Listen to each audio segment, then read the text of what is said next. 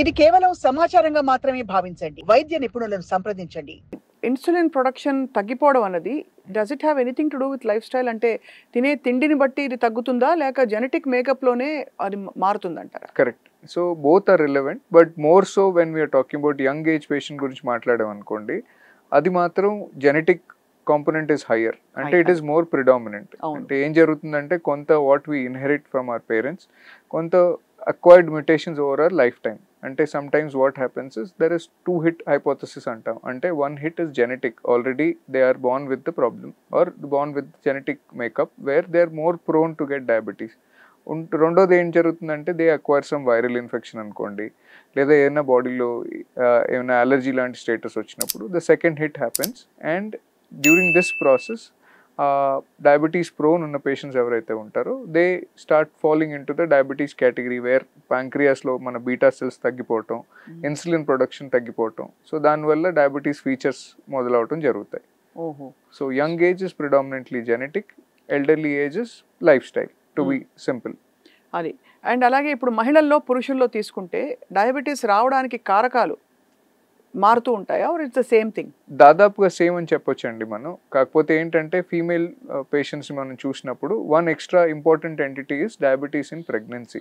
అంటే ప్రెగ్నెన్సీలో కూడా కొంతమందికి డయాబెటీస్ వచ్చే అవకాశం ఉంటుంది, which sometimes progresses and continues in later on, like as a diabetes starting from pregnancy and continuing in a later part of the life, or sometimes it reverts atla.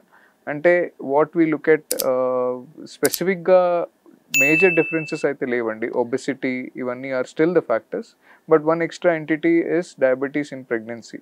That is also a very important thing to understand and identify. కానీ అది దాదాపు pregnancy పోయాక వెళ్ళిపోతుందని చెప్తారు. Correct అండి, దాదాపుగా pregnancy పోయాక వెళ్ళిపోతుంది, but కొంతమందిలో కంటిన్యూ అవకాశం ఉంటుంది. But what we have to understand is ఒకవేళ డయాబెటీస్ అది తగ్గిపోయిన తర్వాత కూడా we should educate the patient that they are more prone to develop diabetes in future. అంటే ఇది ఒకసారి రావటం వల్ల we should understand it is like a indicator for future. అంటే they have a mechanism which makes them more prone to develop diabetes in their body. So అందుకని regular గా checkup చేసుకోవటం, diet follow అవటం are still important.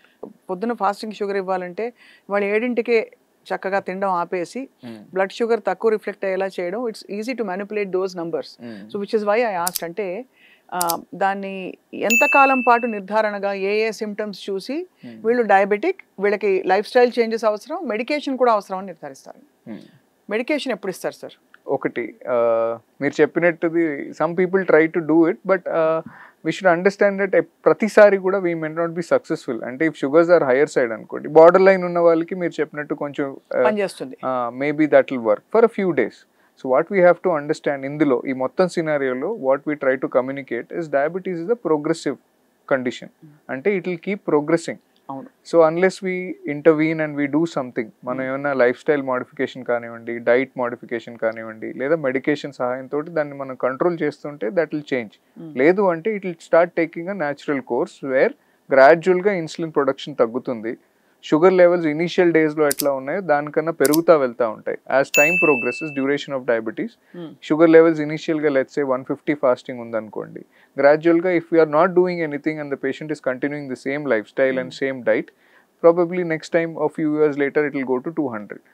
But what is more important, diabetes లో ఎక్కువ important అయిన విషయం ఏంటి అంటే మనం అర్థం చేసుకోవాల్సింది, డయాబెటీస్ మనం అనగానే సాధారణంగా అందరూ షుగర్ గురించే మాట్లాడతారు, but diabetes is a vascular problem. అంటే డయాబెటీస్లో మనకి బ్లడ్ వెజల్స్ అనేవి, రక్తనాళాలు అనేవి ఎఫెక్ట్ అవుతూ ఉంటాయి.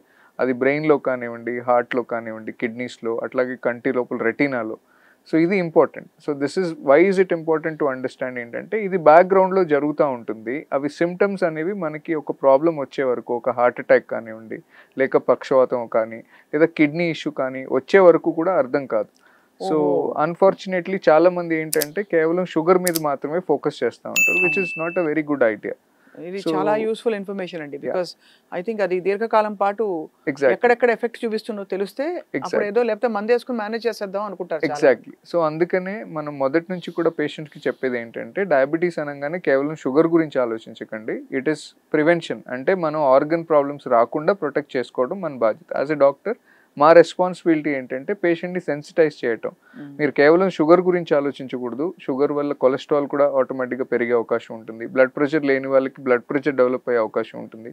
సో హై బీపీ రావటం, ఇటువంటి ప్రాబ్లమ్స్, కిడ్నీ ఎఫెక్ట్ కావటం, ఇటువంటివి జరుగుతూ ఉంటాయి. సో ఇవి జరగకుండా ప్రొటెక్ట్ చేయడానికి మనం రెగ్యులర్ ఫాలోఅప్స్ చెప్తాము. And there are certain test, అంటే లిపిడ్ ప్రొఫైల్ కానివ్వండి, కొలెస్ట్రాల్ టెస్ట్, అట్లాగే యూరిన్లో ఏమన్నా ప్రోటీన్ పోతా ఉందా, ఐ చెకప్, రెటీనా చెక్ చేస్తారు, ఐ డాక్టర్ చేస్తారు. ఇటువంటివి మనం చెప్తా ఉంటాం. ఫ్రీక్వెంట్గా మీరు చేయించుకోవాలి. ఫుట్ కేర్, డయాబెటిక్స్లో కామన్గా కాళ్ళల్లో నరాలది కొంచెం సెన్సేషన్ తగ్గుతుంది. దానివల్ల వాళ్ళకి ఇంజురీస్ ఉన్నా తెలియదు. మామూలుగా మనకి pain is a protective response అందరికీ ఉండేది. సో డయాబెటిక్స్లో పెయిన్ అనేది కొంచెం తక్కువ ఉంటుంది. సో పెయిన్ తక్కువ ఉండటం వల్ల, నర్వ్స్ ఎఫెక్ట్ అవటం వల్ల వాళ్ళు ఏమైనా చిన్న చిన్న దెబ్బలు తగిలినా వాళ్ళు కానుకోలేరు, లేట్గా చూస్తారు.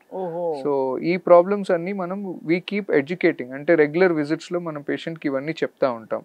So we keep asking for symptoms, కొత్తగా ఏమైనా మారిందా, నాట్ అబౌట్ జస్ట్ షుగర్స్ ఒకటే కాకుండా ఈ అన్ని విషయాల మీద కూడా ఫోకస్ చేయాలి. గ్లైసెమిక్ ఇండెక్స్ చూసి ఫుడ్స్ తినడం అవసరమా? అంత భ్రమ అంటే తలకి చాలా పని కదా సార్. ఎస్, ఇనిషియల్ డేస్లో yes, definitely it is a headache లాగా అనిపిస్తుందండి. అంటే ఈ ఫ్రూట్ తింటే ఎంత షుగర్ పెరుగుతుంది మంది, లేదా ఈ కప్ ఆఫ్ రైస్ తింటే ఎంత పెరుగుతుంది, ఇది చూసుకోవటం it is probably very difficult practically ఆలోచిస్తే. ఎందుకంటే మనం చెప్పడం చాలా సులువుగా అనిపిస్తుంది, ఇది చూసుకొని తినండి, గ్లైసిమిక్ ఇండెక్స్ తక్కువ ఉన్న ఫుడ్స్ తినండి అని చెప్తాం. But I think it is all a process and it is step towards healthy life style. మనం రెగ్యులర్గా చేస్తూ ఉన్నాం అనుకోండి. So diabetes is a multi disciplinary, అంటే ఒక డాక్టర్ ఒకరే కాకుండా ఒక న్యూట్రిషనిస్ట్ కానివ్వండి, అట్లాగే హెల్త్ ఎడ్యుకేటర్ కానివ్వండి, ఒక ట్రైన్డ్ నర్స్ కానివ్వండి, వీళ్ళందరూ ఇన్వాల్వ్ అయ్యి చేసే ప్రాసెస్ అనమాట. సో ఈ ప్రాసెస్లో ఏంటంటే వీ స్టార్ట్ మేకింగ్ చేంజెస్ గ్రాడ్యువల్గా. అంటే ఇనిషియల్గా మనం బహుశా మనం ఎక్కువ హెవీగా తినే అలవాటు ఉందనుకోండి, గ్రాడ్యువల్గా స్మాల్ ఫ్రీక్వెంట్ మీల్స్, అంటే కొద్దిగా తినటం, ఎక్కువసార్లు తినటం, అంటే పోర్షన్ సైజ్ కంట్రోల్ అంటాం. అంటే సపోజ్ మనకి 2 కప్పులు రైస్ తినే అలవాటు ఉంటే 1 కప్కి రావటం. So these are the tiny steps. What I suggest my patients, రెగ్యులర్గా చెప్పేది ఏంటి అంటే, ఏది చేసినా సస్టైనబుల్గా, అంటే లాంగ్ టర్మ్లో చేయగలిగేలా చేయండి. డ్రాస్టిక్గా ఏది చేయకండి. ఒక్కసారి అన్నీ మానేసి కంప్లీట్గా వెజ్జీస్ తినటం, లేదా కంప్లీట్గా లో క్యాలరీ ఫుడ్స్ తినటం, మళ్ళీ కొద్ది రోజుల తర్వాత మానేసి మళ్ళీ యూజువల్ పాత స్టైల్కి వెళ్ళటం, ఇట్లా కాకుండా స్ప్రింగ్ లాగా మళ్ళీ సేమ్ వెయిట్ వచ్చేస్తుంది. కరెక్ట్, ఒక్కొక్క మీల్ చేంజ్ చేసుకుంటారండి గ్రాడ్యువల్గా, rather than doing drastic changes, do step by step changes.